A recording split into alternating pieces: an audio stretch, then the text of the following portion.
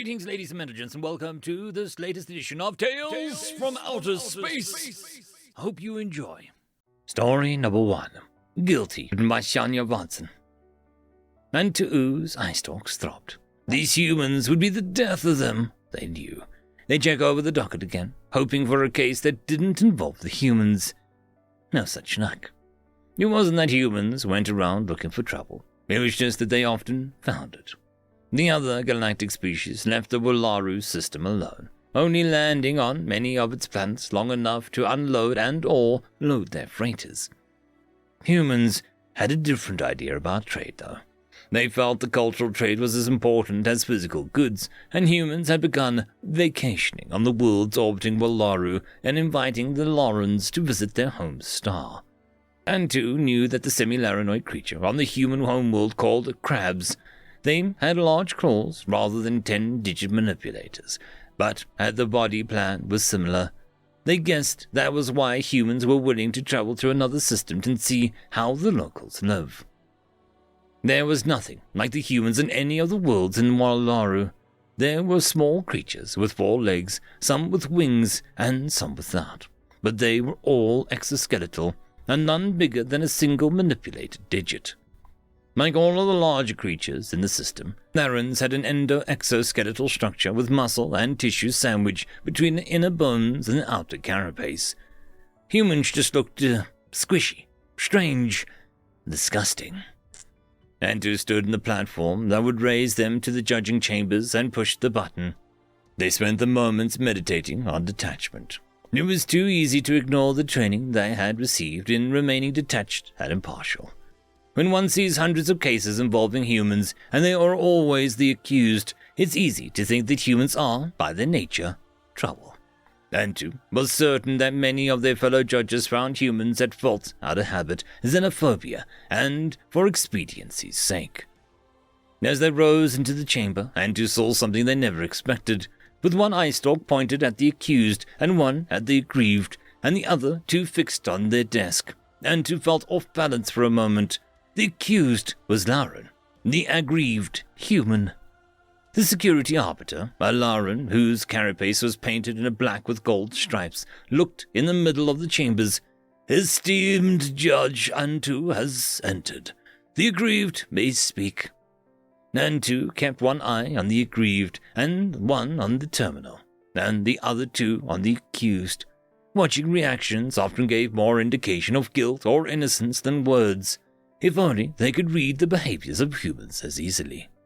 The aggrieved was small for a human, with infant feeding orbs, marking them as female. Well, it was still strange for them. Sexual dimorphism was becoming easier for Antu to distinguish. Her accent was horrid, but she spoke fluent Lauren Common.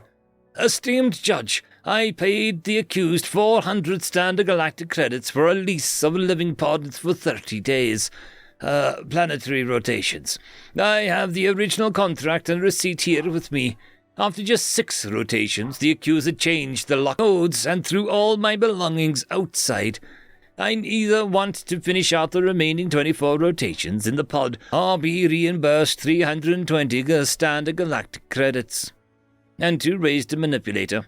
Aggrieved. I see that you have filed copies of the documents and have them before me. As it has been 16 rotations since you were put out of the accommodations. Where have you been staying? Esteemed Judge, I have been staying at the Hotel Europa near the Human Embassy. The prices there are far lower. Why did you wish to stay in a living pod? I want to experience Wallaru and Taru, as the locals do. Staying in a human hotel speaking Terran Common, eating standard Earth fare is hardly the way to do that. Understood. Have you anything else to add? No, esteemed Judge. She stepped back, and the security arbiter spoke again. The accused may answer.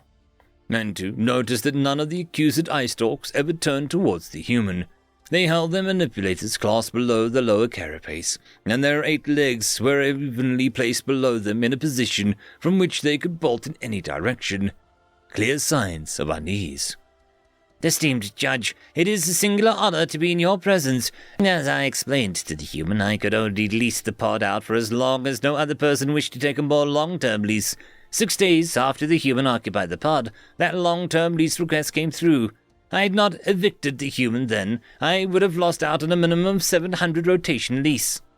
Antu watched as the accuser Lauren kept all 4 ice orcs looking directly over their head. The dishonesty was obvious.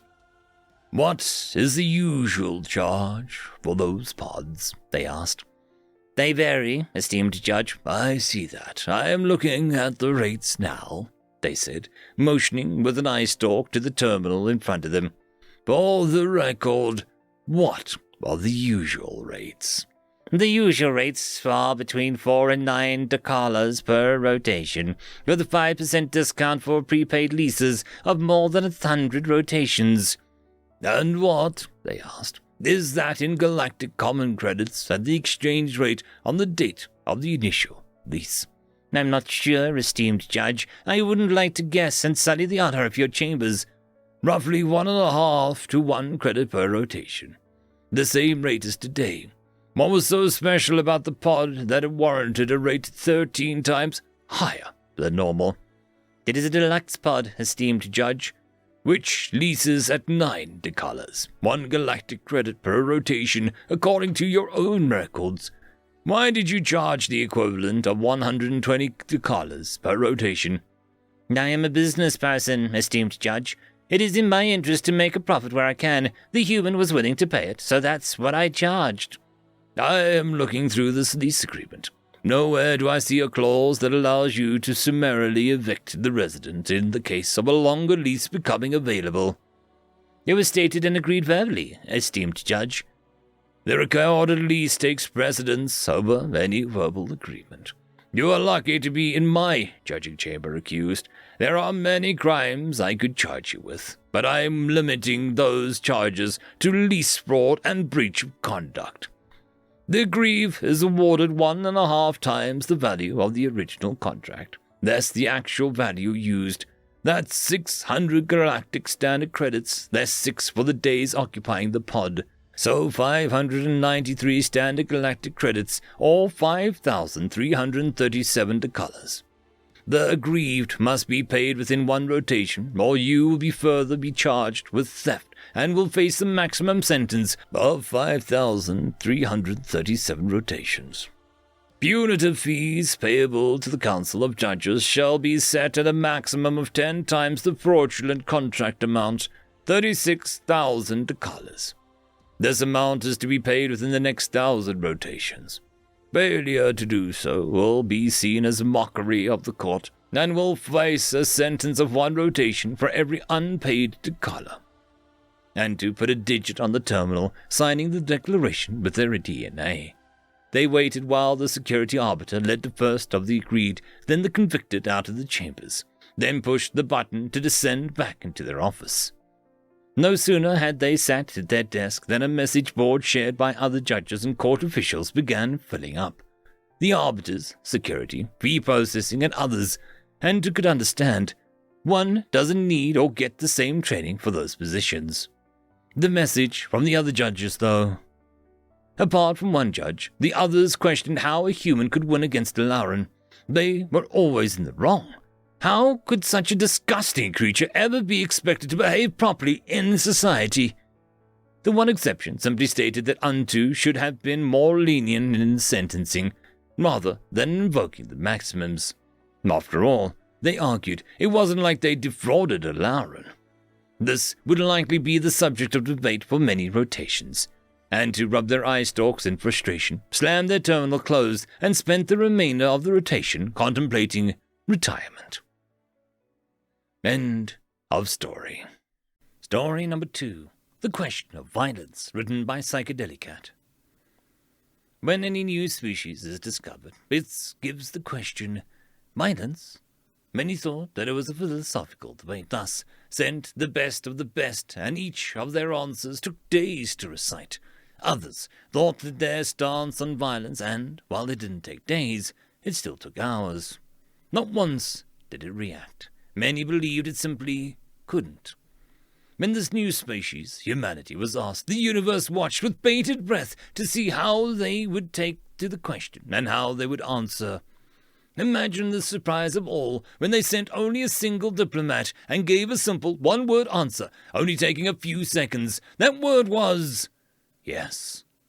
Utter shock. Not a single sound was made by any watching until there was a noise, quite an odd one at that. It was laughter, full-bellied laughter. It was laughing. It got up, walked forward, and with a smile said, "Hello and welcome to the rest of the universe, new friends." I would just quickly like to thank the T5 channel members and patrons. Caspar Arnholtz, Cam Maxwell, Barky, it's difficult to pronounce, Lord Azrakul, and Arcadian.